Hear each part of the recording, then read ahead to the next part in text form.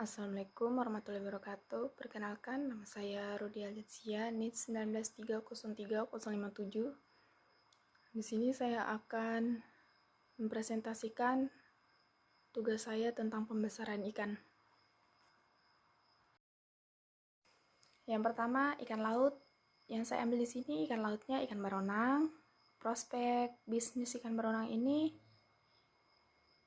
sangat gemilang. Cara budidaya ikan baronang juga bisa dikatakan tidak terlalu sulit. Tak heran jika ikan baronang ini banyak digemari oleh orang-orang karena biasa dibuat untuk kuliner dengan rasa yang gurih, nikmat, dan enak. Selanjutnya, teknik pembenihan ikan baronang. Yang pertama, persiapan induk jantan dan betina ini 1:1 yang dilakukan dengan seleksi induk. Yang kedua, induk yang matang telur hasil pembesaran dalam kurungan apung dipindahkan ke dalam bak-bak pemijahan dengan volume air lebih 3 meter kubik.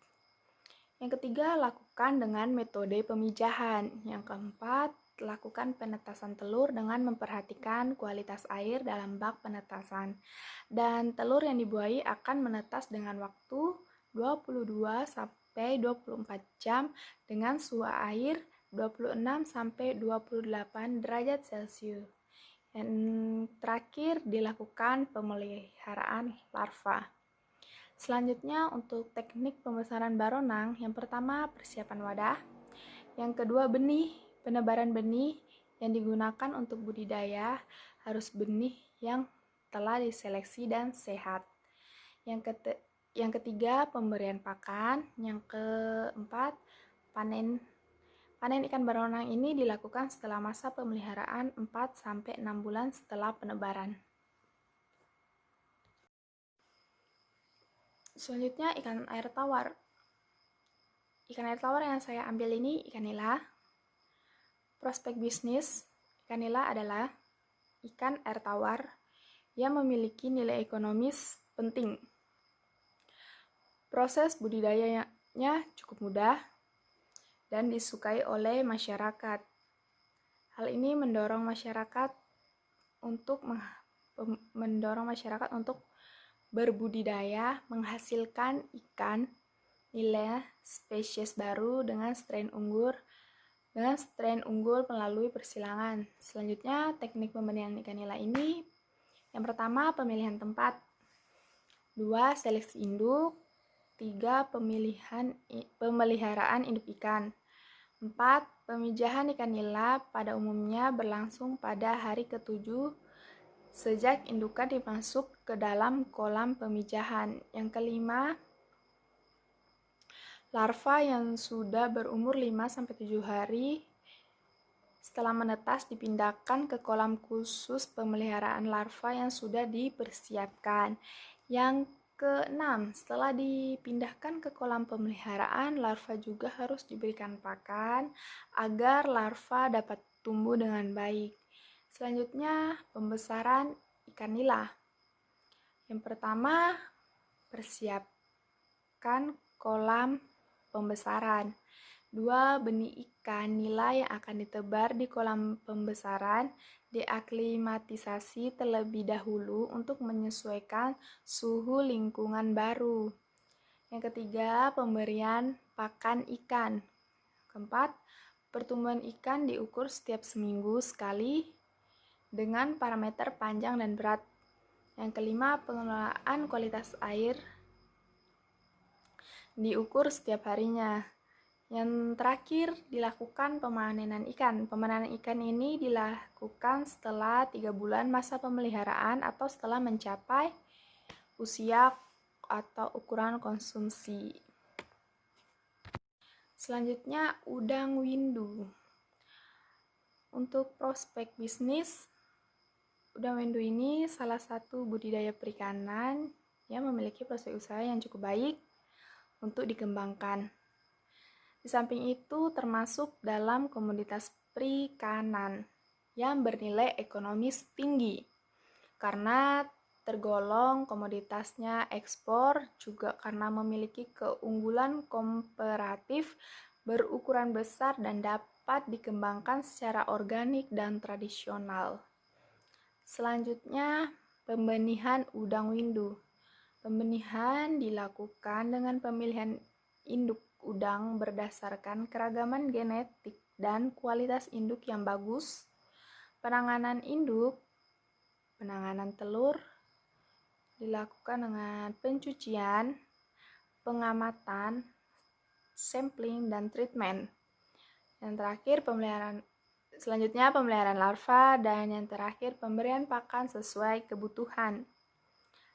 Selanjutnya, pembesaran udang windu. Yang pertama, pemilihan benur yang baik dan melakukan penebaran. Yang kedua, pengelolaan kualitas air. Yang ketiga, pengelolaan pakan. Yang keempat, pengelolaan kesehatan udang. Yang kelima, panen dan pasca panen. Selanjutnya, udang faname. Prospek bisnis untuk udang faname. Budidaya udang faname ini berkembang pesat dengan teknologi intensif.